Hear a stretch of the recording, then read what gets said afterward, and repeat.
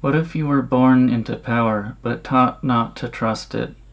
What if your father became president, your family shaped American politics, and yet you spent your life trying to limit the very system that raised you? This is the story of a man who stood closer to power than most, and admirably chose restraint instead. Today, when we think about politics, we often assume one thing: that those who rise in power seek more of it, that ambition drives expansion, that influence leads to control. But that hasn't always been true. There was a moment in American history, not that long ago, when one of the most powerful political families in the country produced a man who believed something very different: that power should be limited, structured, and when necessary, resisted. His name was Robert Taft. To understand him, you have to understand where he came from. This was not an ordinary family. The Tafts were, in many ways, an American political dynasty. His grandfather rose through law and government, serving at the highest levels of state. His father, William Howard Taft, would go on to become President of the United States, and later Chief Justice of the Supreme Court. Power in this family was not distant. It was familiar, expected, almost inherited. But what's striking is not that Robert Taft was born into power. It's how little comfort he was allowed to take in it. Because in this household, power was not something you celebrated. It was something you answered for. Every advantage carried an expectation, every position an obligation. You were not simply meant to succeed, you were meant to prove that you deserved to. And that kind of upbringing leaves a mark. From an early age, the expectations were clear. You were not supposed to be averaged. Mediocrity will not do. This wasn't just a phrase, it was a standard. A demand that each generation carry something forward, not just achievement, but character.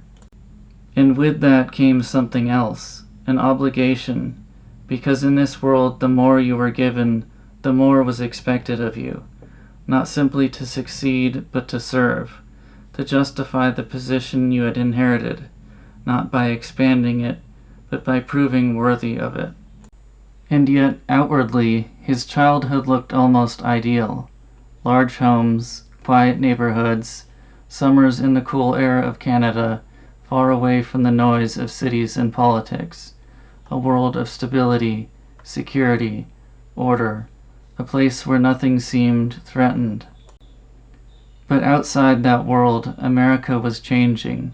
Industrialization, labor conflict, urban chaos, the rise of massive corporations, and equally massive political responses. It was a time when the question of power, who had it, who used it, and how far it should go, was becoming unavoidable. And Robert Taft didn't just observe this from a distance. His father stood directly in the middle of it. As a judge, he dealt with labor conflicts and strikes. As a national figure, he navigated the growing tension between capital and labor. He saw both sides, and crucially, he didn't fully trust either.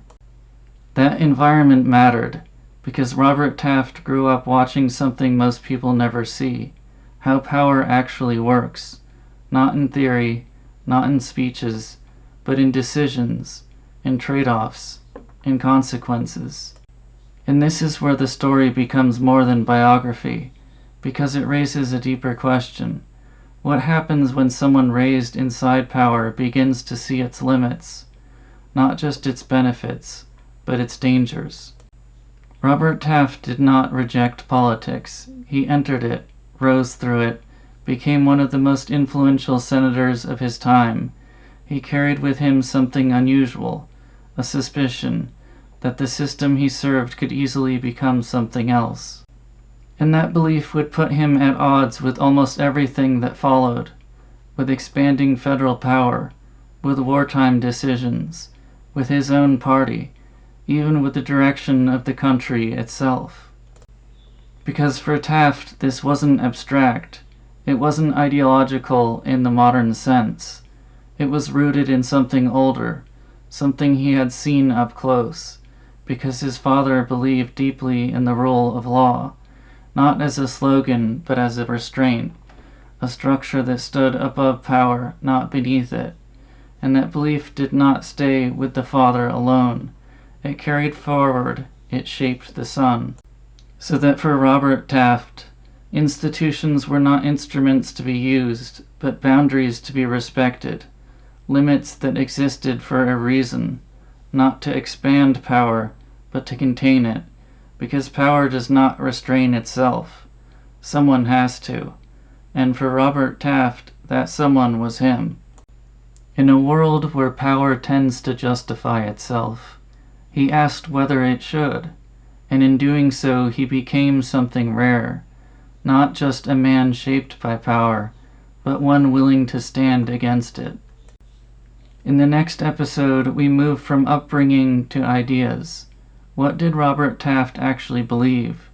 Not in slogans, but in principle, and why those beliefs would place him on a collision course with the future of American government.